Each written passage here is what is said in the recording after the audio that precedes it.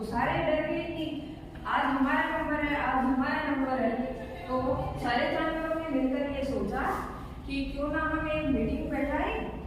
तो सारे जानवरों ने एक मीटिंग बुलाई और जिसमें खरगोश भी आया, हिरण, जिराफ जो भी थे सारे जानवर आए और उन्होंने सोचा कि क्यों ना हम शेर के पास जाएं और उसे ये बताएं कि हम रोज का एक जानवर तुम्हारे पास आएगा तो उसे खा लेना और अपना पेट भर लेना।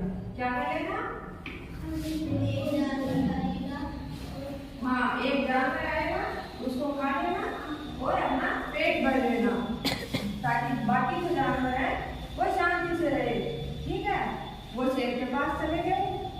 शेर ने ये देखकर सोचा कि आज सारे जानवर मेरे पास कैसे आए।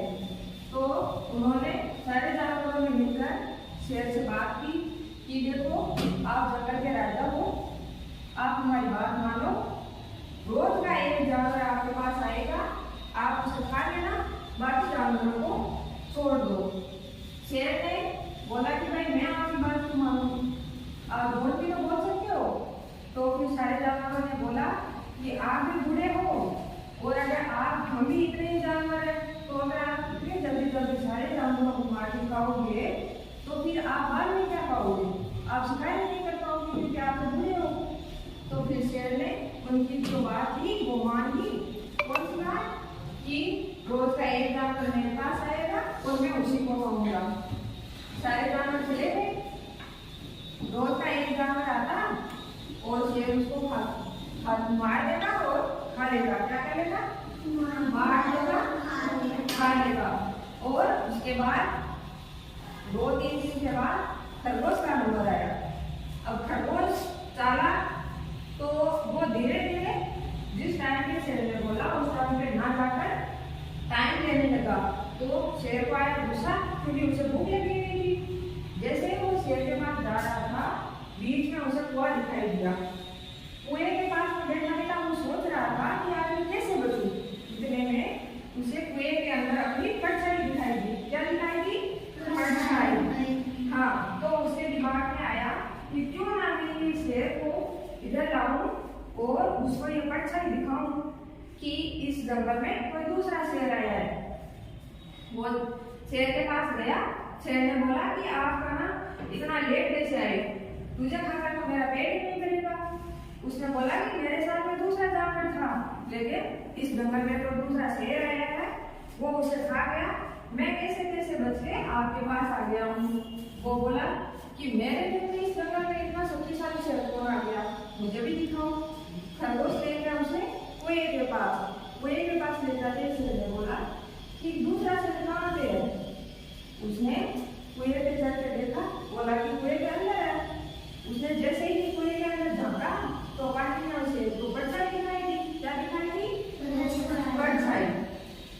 अब शेर ने सोचा कि भाई ये तो कोई दूसरा शेर है, भाई पानी में आ। जब अपन बाल्टी में पानी भरा हो उसने अपनी ऐसा मुंह करते हैं तो दिखाई देता है अपना मुंह, वैसे ही शेर को भी अपना मुंह दिखाई दिया। उसने लगा दी छलांग। क्या लगा दी? छलांग।